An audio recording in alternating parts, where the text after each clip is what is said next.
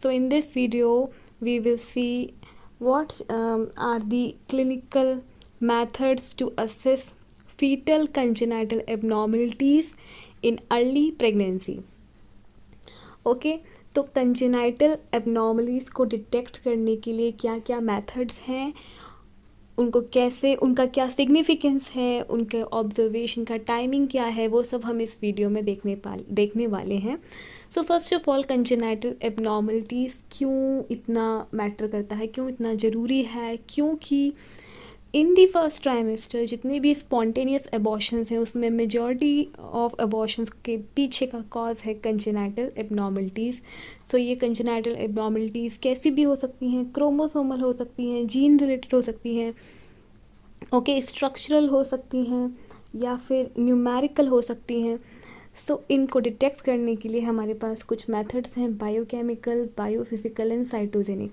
Of course as the name suggest, biochemical means यहाँ हम कुछ केमिकल्स की हेल्प लेंगे, बायोफिजिकल मीन्स यहाँ हम कुछ फिजिकल पैरामीटर्स की हेल्प लेंगे, और साइटोजेनिक मीन्स यहाँ पर हम कुछ सेल्स की स्टडी करके पता लगाएंगे कि कंजेनाइटल एबनॉर्मलिटीज़ को सस्पेक्ट करेंगे और पता लगाएंगे कि abnormality present है या नहीं.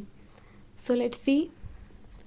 So in biochemical, the first one, the most important one is the maternal serum alpha fetoprotein. इसका molecular weight 70,000 होता है. ये oncofetal protein है, produced by yolk sac and fetal liver. Okay, so in amniotic fluid and in fetal serum, fetal serum में और amniotic fluid में highest level देखने को मिलता है अराउंड 13 वीक्स, जबकि मैटरनल सीरम लेवल हाईएस्ट देखने को मिलता है, पीक पे देखने को मिलता है at around 32 weeks. So timing पता चल गया हमें. अगर फीटस की बात की जाए फीटल सीरम में और एमनियोटिक फ्लूइड में तो एट अराउंड 13 वीक्स. अगर मैटरनल सीरम की बात की जाए तो एट अराउंड 32 वीक्स. सो क्या इसका सिग्निफिकेंस है, let's see. So if it is increased, if it is increased, what it signifies wrong gestational age.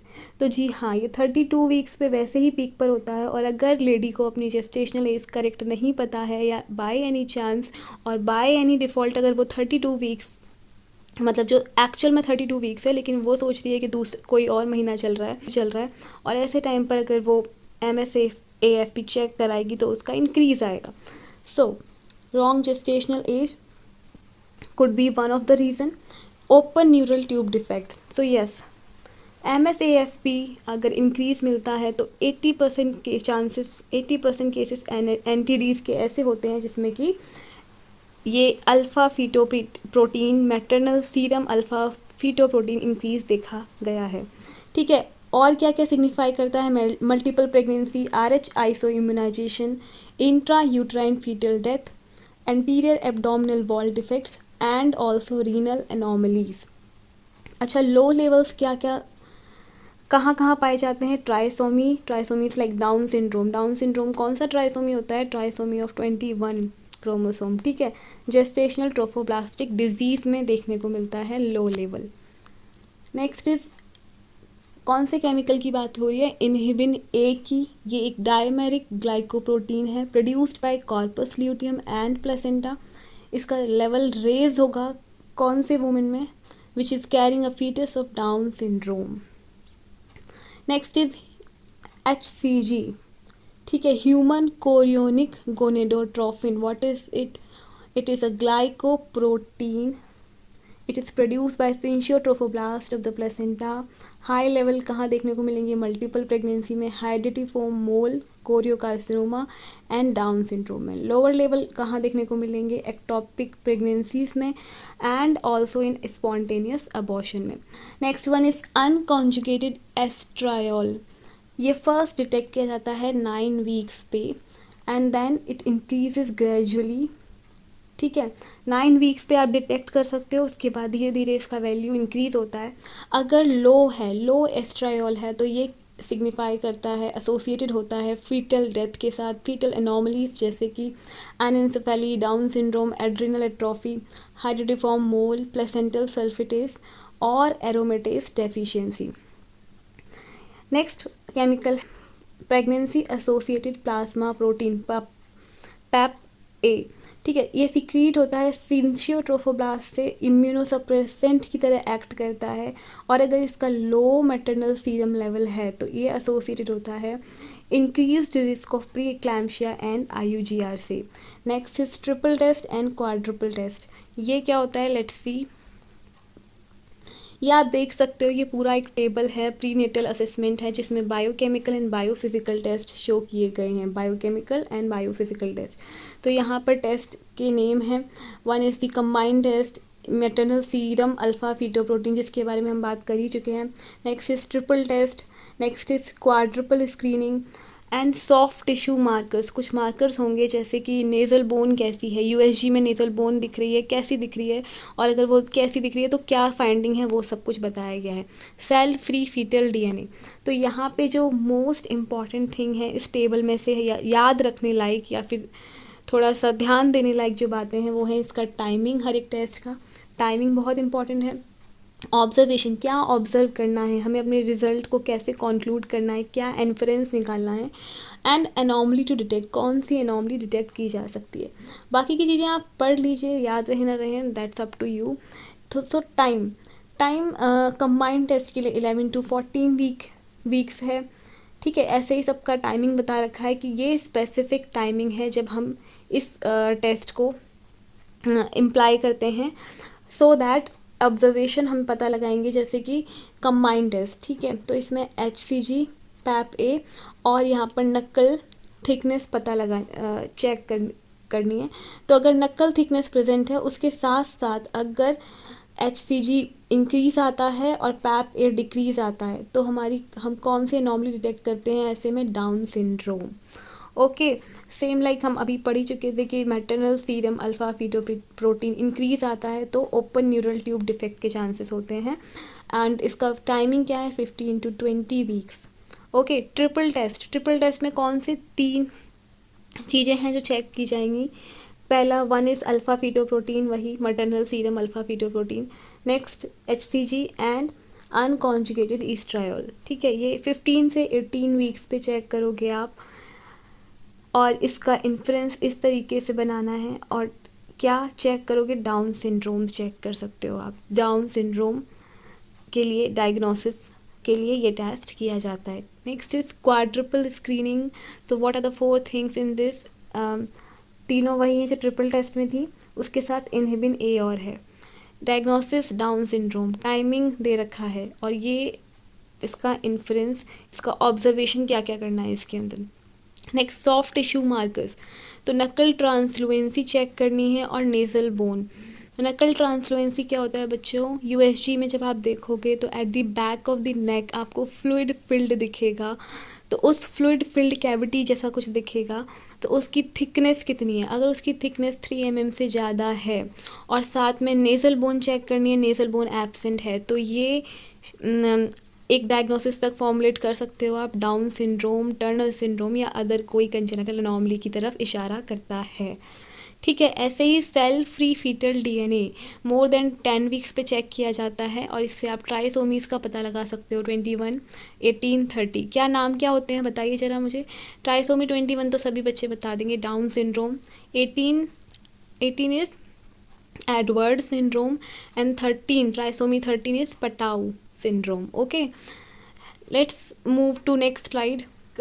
Assessment in biophysical test we have soft tissue markers, जिसके बारे में अभी हम पीछे वाले स्लाइड में बात कर चुके हैं, nuchal translucency and nasal bone. So what is नकल ट्रांसलुएंसी? It is a fluid filled space between the fetal skin and underlying soft tissue at the back region of the fetal neck. आप जब USG करोगे तो आप देख सकते हो, Google पे आप इमेजेस भी देख सकते हो इसकी, ठीक है। तो if it is more than 3 mm it is abnormal, so it helps to detect, it can detect trisomy 21 in 92% cases with a false positive rate of 5%। और अगर नेज़ल बोन एब्सेंट होती है तो वो भी एसोसिएट होती है फीटल डाउन सिंड्रोम के साथ। Next, now cytogenic test. In cytogenic test हम सेल की स्टडी करते हैं. So by which methods we can apply cytogenic test. Amniocentesis जिसमें एमनियोटिक फ्लूइड लिया जाएगा, कोरियोनिक विलाई सैम्पलिंग जिसमें हम विलाई लेंगे, ठीक है, और कौन से सेल्स चेक किए जाएंगे, ट्रोफोब्लास्टिक सेल्स चेक किए जाएंगे. कॉर्डोसेंटेसिस जिसमें कि अम्बिलिकल कॉर्ड से ब्लड लिया जाएगा, ठीक है. तो ये तीनों ही इन्वेसिव प्रोसीजर्स हैं, इनमें रिस्क होता है, इसीलिए इनको हाई रिस्क मदर्स में, जहाँ पर हम बहुत ज़्यादा चांसेस हैं कंजेनिटल अनोमली डिटेक्ट करने के, वहीं पर हम सजेस्ट करते हैं लेडी को, ठीक है. ये किसी भी नॉर्मल प्रेग्नेंट लेडी को आप ऐसे ही यूं ही सजेस्ट नहीं कर देंगे. So let's understand with the help of diagram so that ये हमारी लॉन्ग टर्म मेमोरी में फिक्स हो सके.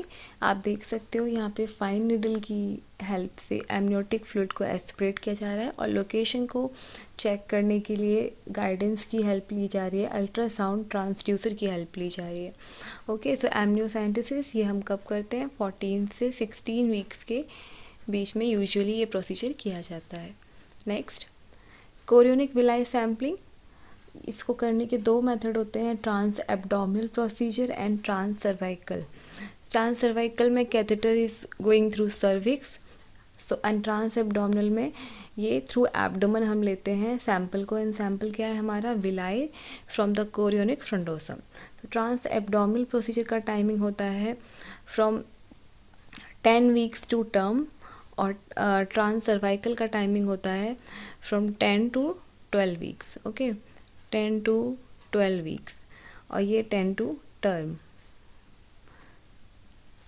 आप देख सकते हो ये डायग्राम्स के through. Next, fetal blood sampling, cordocentesis इसको बोलते हैं. इसमें अम्बिलिकल कॉर्ड से सैंपल को लिया जा रहा है और फीटल ब्लड सैम्पलिंग भी बोलते हैं इसको. क्यों? क्योंकि हम फीटल के ब्लड की सैम्पलिंग भी कर सकते हैं. For example fetal blood anemia पता लगा सकते हो, any kind of infection like toxoplasmosis, ये सब हम पता कर सकते हैं, ठीक है. और बिकॉज ये कॉर्डोसेंटेसिस का टाइमिंग क्या है, ये यूजुअली होता है आफ्टर 18 वीक्स. ओके, और क्योंकि ये सारे ही इन्वेसिव प्रोसीजर्स हैं तो रिस्क एसोसिएटेड होते ही होते हैं. फॉर एग्जांपल हीमेटोमा फॉर्मेशन हो सकता है, ब्लीडिंग के चांसेस हो सकते हैं, ओके, किसी भी तरह का इन्फेक्शन हो सकता है. Next, now you can see prenatal diagnosis. ये तीनों टेस्ट यहाँ पे बताए गए हैं, chorionic villi sampling, amniocentesis, cordocentesis. इनका टाइमिंग बहुत इंपॉर्टेंट है. For example chorionic villi sampling का टाइमिंग है 10 to 12 weeks trans cervical, and 10 weeks to term तक कर सकते हैं ट्रांस एब्डोमिनल. तो अगर 10 वीक्स टू टर्म है तो हम ट्रांस एब्डोमिनल मेथड चूज़ करेंगे, और 10 टू 12 वीक्स का टाइमिंग है तो ट्रांस सर्विकल. अगर बिफोर 10 वीक्स किया तो क्या हो सकता है, तो फीटस को डिफेक्ट्स आने के चांसेस हैं. For example before 10 weeks it can lead to limb reduction defect, LRD, limb reduction defects देखने को मिलेंगे फीटस में.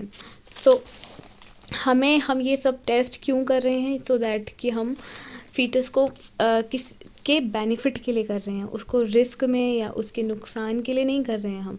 तो ये सब चीज़ें हमें ध्यान में रखनी है, टाइमिंग क्यों मैटर करता है, ठीक है. कौन सा मटेरियल लेंगे हम स्टडी के लिए, कोरियोनिक विलाई सैम्पलिंग में ट्रोफोब्लास्ट सेल लिए जाते हैं, एमनियोसेंटेसिस में फीटल फाइब्रोब्लास्ट लिए जाते हैं, और कॉर्डोसेंटेसिस में फीटल वाइट ब्लड सेल्स लिए जाते हैं. Okay, what is more important in this, आप देख सकते हो यहाँ पे ये termination of pregnancy when indicated. अगर टर्मिनेशन इंडिकेटेड है तो कौन सा ट्राइमेस्टर सेफ रहेगा कौन से टेस्ट के लिए, वो भी यहाँ पे बताया गया है. ओके, एक्यूरेसी के पर्पज से अगर देखा जाए तो amniocentesis and cordocentesis are highly accurate, जबकि कोरियोनिक विलाई सैम्पलिंग के साथ आपको you may need amniocentesis for confirmation. So let's move to next slide. Now antepartum surveillance late pregnancy हम ये नेक्स्ट वीडियो में कवर करेंगे, अदरवाइज़ ये वीडियो बहुत लंबा हो जाएगा. सो आई होप ये आपको समझ में आया होगा. इस वीडियो का जो मोटो था वो था early fetal surveillance. Early pregnancy में फीटल सर्विलेंस किन किन मेथड्स के थ्रू होता है वो सब कुछ अभी लेट प्रेगनेंसी में अभी हम देखेंगे। उसमें नॉन स्ट्रेस टेस्ट आएगा, बायोफिजिकल प्रोफाइल आएगी, ठीक है, फीटल मूवमेंट काउंट टेस्ट आएंगे। ये सब कुछ अभी हम देखने वाले हैं नेक्स्ट वीडियो में।